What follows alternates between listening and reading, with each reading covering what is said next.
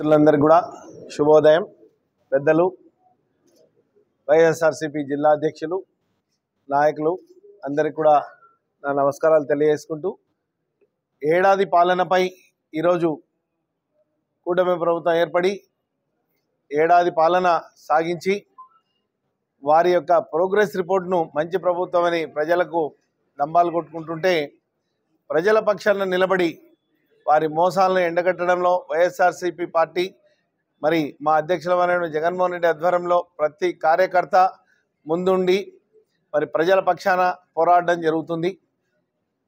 గత సంవత్సరం మరి మా జగన్మోహన్ రెడ్డి గారు మా అందరికీ ఇచ్చినటువంటి ధైర్యము, వాయిస్ ఆఫ్ వాయిస్లెస్, అంటే ఎవరికైతే వాయిస్ ఉండదో వారి యొక్క గొంతుకై ఉంటామని మమ్మల్ని అందరినీ ఉత్తేజపరిచి ప్రజల్లోకి పంపిస్తే, మరి ఈ సంవత్సర కాలంలో కూటమి ప్రభుత్వం మాట అనొచ్చలేదో పాత సరుకు కొత్త ప్యాకేజీ, అంటే భాష మాట్లాడితే ఎట్లుంటుందో పాత సారాయి కొత్త సీసాలు అన్నట్టు ఆ సారాయి కూడా మళ్ళీ నిండు కూడా ఇవ్వలేదు, సగమే. ఏమవుతుందంటే ఇప్పుడు వచ్చినటువంటి ఏ పథకం తీసుకోండి ముందుగా ఇచ్చింది సగమే. గ్యాస్ దగ్గర నుంచి తీసుకుంటే కూడా మాటకే కానీ ప్రజలకు చేరింది మాత్రం ఒకటే సిలిండర్ అన్నారు. అది ఇంకా అయిపోలేదు, సిలిండర్లు అయిపోతాయి కదా కొత్తవి ఇచ్చేది అంటున్నారు.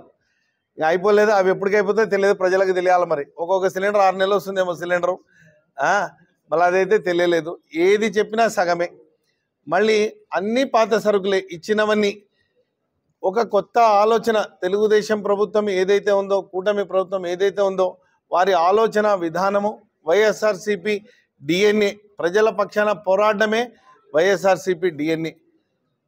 విశ్వసనీయత, మరి ఇచ్చిన మాట నిలబెట్టడం అన్నది మరి వైఎస్ఆర్సీపీ పార్టీ యొక్క లక్ష్యం. కూటమి ప్రభుత్వం జతగట్టుకోవడం, పొత్తులు పెట్టుకోవడం, మోసం చేయడం, ఎక్కడ అవకాశం ఉంటే వాళ్ళతో పొత్తులు పెట్టుకోవడం, ఎక్కడ అవకాశం ఉంటే అక్కడ మోసం చేయడం. మేము ఏదైతే చెప్పినామో దానికంటే ₹1 ఎక్కువ ఇస్తాం, ఓటు ఎక్కువ ఇస్తాం, ఇవన్నీ చెప్పి ప్రజలను మోసం చేయడం, అధికారులకు రావడం జరిగింది. ఈ అధికారంలోకి వచ్చిన సంవత్సరం రోజులు వారు చేసినటువంటి పాలన డైవర్షన్ పాలిటిక్స్, ఏది కూడా పాలన చేయలేదు.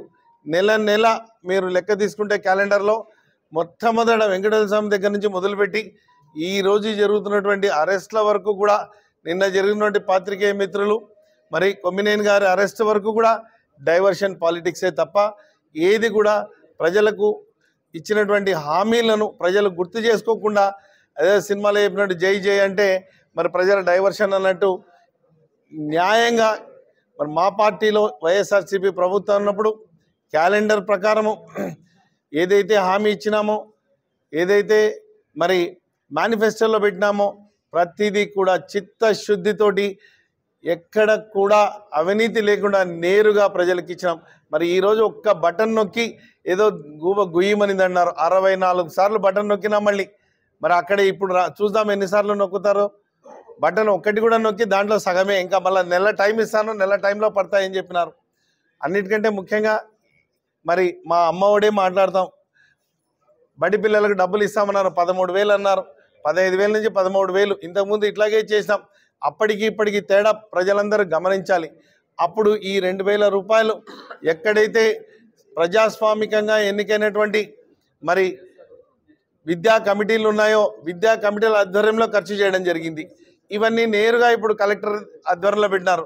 ఇన్ని వేల స్కూళ్లకు కలెక్టర్ ఎక్కడ ఈ యొక్క సమస్యలను గుర్తించి ఫండ్ను రిలీజ్ చేయడం, అంటే ఈ డబ్బులు నేరుగా పార్టీకి చేయడమే తప్ప వేరే ఏం లేదు.